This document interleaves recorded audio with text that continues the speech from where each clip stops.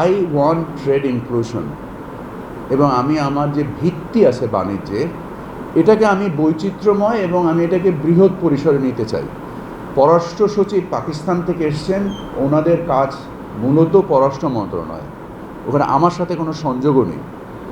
So আর আমি ব্যক্তিগতভাবে জানিও না যে ওনাদের আলোচ্য সূচি কী এবং কী বিষয় এসছেন। বাট আমি যদি আপনি আমাকে বলেন to trade with Pakistan, I have absolutely no problem. To trade with India, I have absolutely no problem. To trade with China, everybody is welcome. Because আমার কাছে বাংলাদেশের মানুষের স্বার্থ সর্বাগ্রে।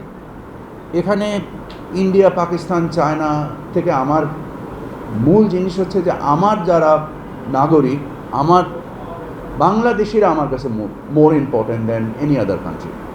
সো আমাদের স্বার্থে আমরা সকলের সাথেই বাণিজ্য করব।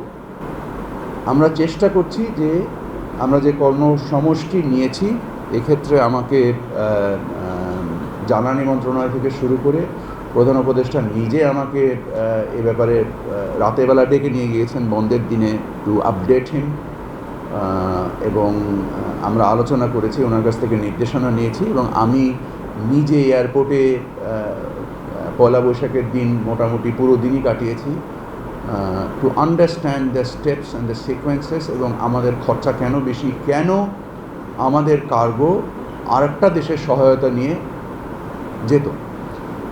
আমি আশা করি, এখন যেহেতু গতকাল থেকে আবার এই দায়িত্ব নতুনভাবে আমার উপরে অর্পিত হয়েছে, সো আমি আশা করি যে আমরা ঠিক যেভাবে আমরা বাজারকে বৈচিত্র্যময় করা এবং বাজারকে সরবরাহভিত্তিক ব্যবস্থার উন্নতির মাধ্যমে বাজারের মূল্য একটা স্টেবিলিটি আনার চেষ্টা করেছি, একই কাজ আমরা বিমানের কার্গোর ক্ষেত্রেও করব, এবং আশা করি আমাদের এই 2000 কোটি টাকার খরচ আর 2000 কোটি টাকা থাকবে না, এটা 0 টাকা থেকে মাইনাস টাকায় আনার চেষ্টা করছি।